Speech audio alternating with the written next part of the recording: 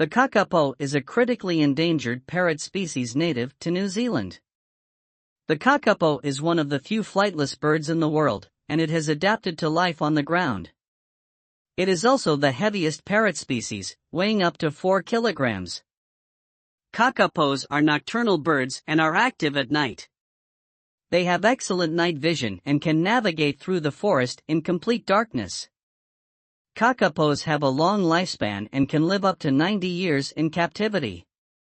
During the breeding season, male kakapos climb to the top of trees and emit loud booms that can be heard up to 5 kilometers away. Kakapos have a slow reproduction rate, with females breeding only once every 2 to 4 years. The female lays 1 or 2 eggs, and the chicks are raised by their mother for several months. Kakapos are critically endangered, with only around 200 individuals remaining in the world.